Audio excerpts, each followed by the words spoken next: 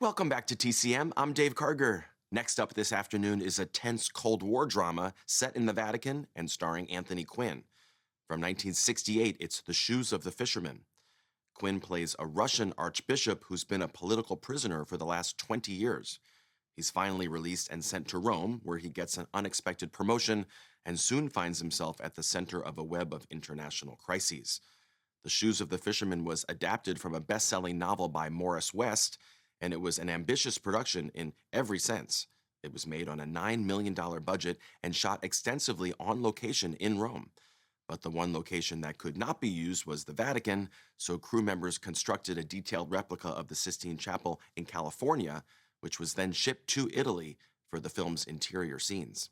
In addition to Anthony Quinn, who was already a two-time Oscar winner, the cast also boasts an impressive roster of international stars, including top British actors Laurence Olivier and John Gielgud, the pioneering Italian director and actor Vittorio De Sica, as well as Oscar Werner, who had recently earned an Oscar nomination for Ship of Fools, and David Janssen, fresh from his 4-year run on the hit TV series The Fugitive. At the helm of the production was director Michael Anderson, who had already made a number of ambitious, star-studded films by this point, including the 1956 Best Picture winner Around the World in 80 Days. He teamed up again with cinematographer Irwin Hillier, who had worked with Anderson on other big-budget international productions like Operation Crossbow and The Quiller Memorandum. From MGM in 1968, this is The Shoes of the Fisherman.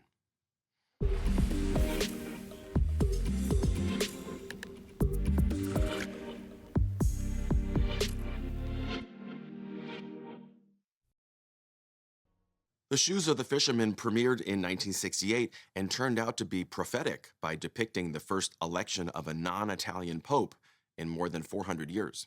A decade after the film was released, a similar scenario unfolded when an archbishop from Poland made history by becoming Pope John Paul II. The Shoes of the Fisherman was adapted from a best-selling novel, and with its all-star cast, MGM had high hopes that the movie would become a major hit. It turned out to be a box office disappointment instead, and some critics even jokingly called it Zorba the Pope, referring, of course, to Anthony Quinn's famous role in Zorba the Greek. Still, the National Board of Review named it the best movie of the year, and it was nominated for 2 Oscars, Best Art Direction and Best Score. The score was composed by Alex North, and this was his 11th Oscar nomination. It was also his 4th time creating an Oscar-nominated score for a movie set in Rome. Earlier in the decade, North had also earned nominations for his music for Spartacus, Cleopatra, and The Agony and the Ecstasy.